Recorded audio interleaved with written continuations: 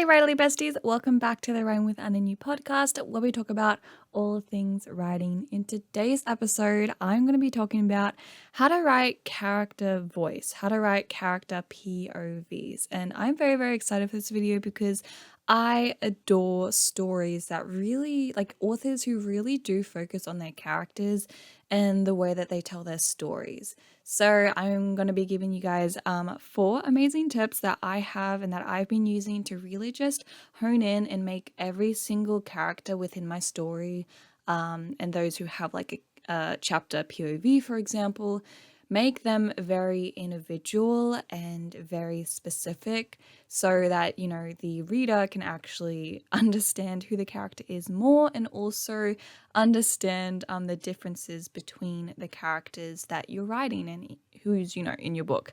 So yeah, let's go ahead and get on to the video. Again, I do want to say before we start that if you're working on your book and you're writing your book, I just want to say that, you know, your characters will tell you who they are throughout your story. So don't stress too much about, you know, making sure on the get-go, as soon as you start your book, that you understand your characters so much to the point where you know them inside out. Like, that's not what it's about.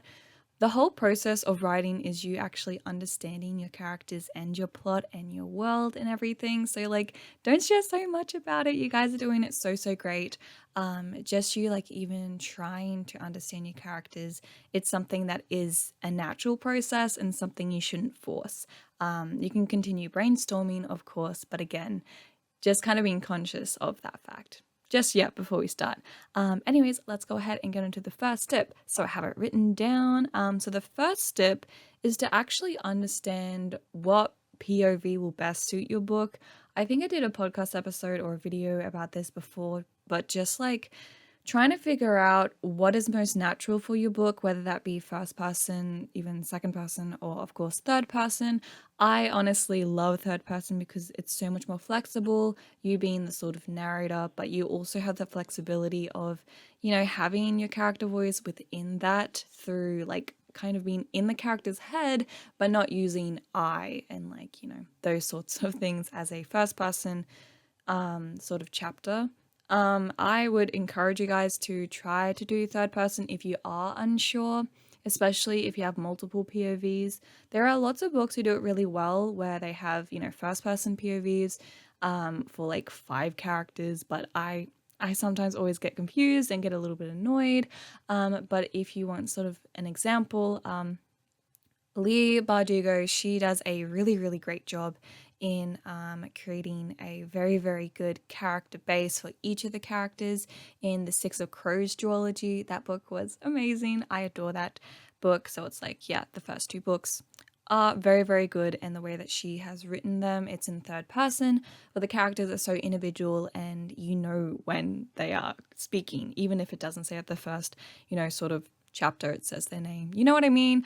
So yeah, I would definitely encourage third person, but with, you know, character voice. So understanding this is like the first step in order to kind of making your character voice individual and something that will definitely just shine through your book, because I've said it a lot of times in my videos, and that is that your characters really do have such an impact in your book and what your book means, what your book like is trying to say, because your characters are the vessels that you're using to tell the story, and their perception of the world, their beliefs, their background, that's all going to come into play when they do end up, you know, telling your story. So just kind of keep that in mind. So now that you kind of figure out the first person or maybe the third person you're going to write, again, first person is fine, fun, really good. I'm actually doing first person in my Project BB, which is really cool. But yeah, it just depends. I think if you also, just quickly, if you do want to do first person, something to keep in mind is something that's really cool also is that if you really do truly like connect with the character and you feel like you're almost telling your own story through that character, I would encourage you to do first person because it's so fun and it's a lot more natural. I think it's like you're kind of writing a journal almost, and I like to journal a lot. So writing Robin, who's the main character in Project BB, she is someone who I just really do connect with. So it was just really simple and natural. Okay, let's go into the second tip before we go and ramble on for another 20 minutes. Okay, so the second tip is to, yes, understand your characters and their view on the world. As I kind of already said about, it's important, your characters are the vessels, blah, blah, blah. But I think writing out what your character's beliefs are, that's going to differ from character to character. So, of course, when you're writing character voice, you're trying to make them individual from your other characters when you are writing them in a chapter, for example. So understanding what they believe, the way that they act, the way that they think is, of course, the main thing I want to actually emphasize in this video, in this episode. But yeah, making sure that you understand what your characters are about, what they actually believe, what they think about what's going on in the book.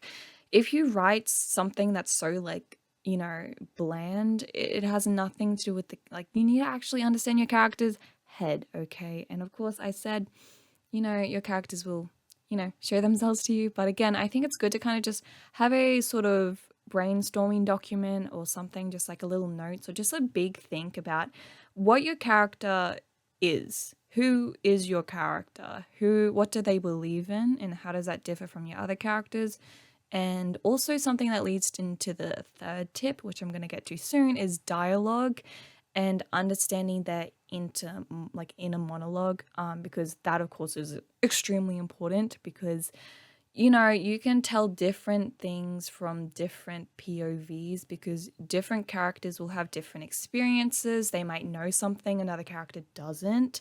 You have to be conscious of these things, and try not to make it stress you out too much. Of course, it is stressful because you're like, oh my gosh, literally any character can talk or can choose, I can choose any character to tell this chapter. Which one should I choose?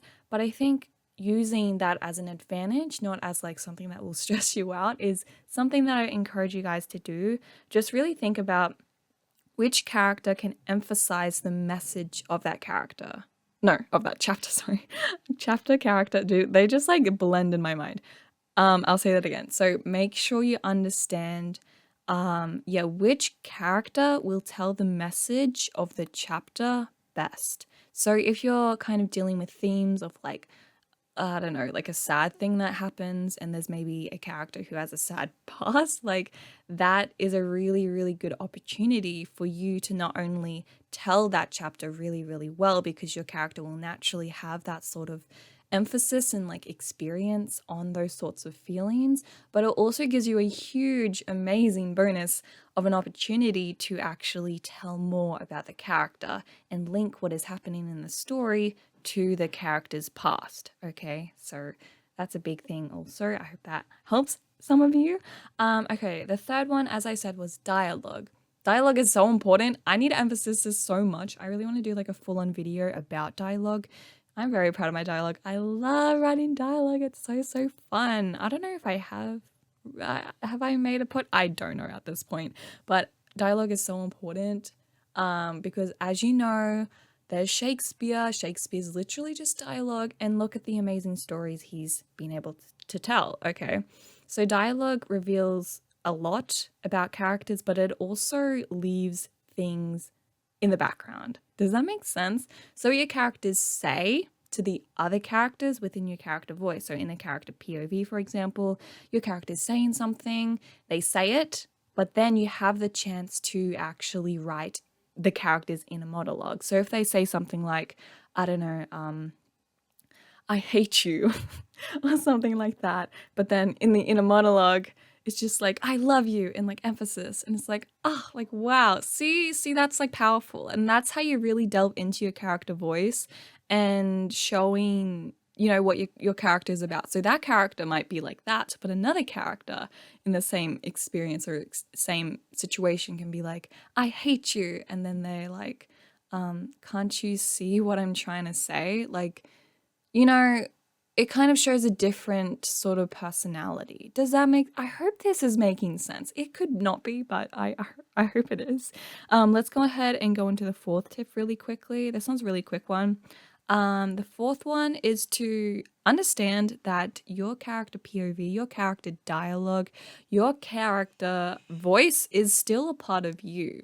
It's still you writing that, you don't have to completely dissociate associate yourself from the character, you need to also bring on parts of you and spread it throughout the whole of the story. And that means spreading it to all of your characters. So there will definitely be a part of you in every single one of your characters.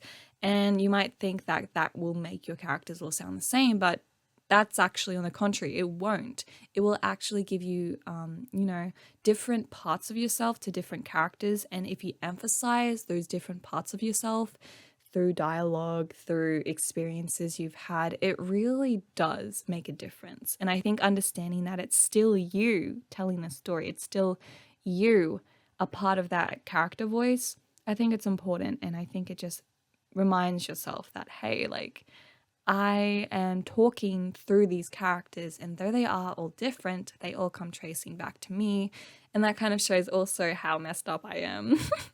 No, not how messed up, how cool and like different I am and I can be in different situations.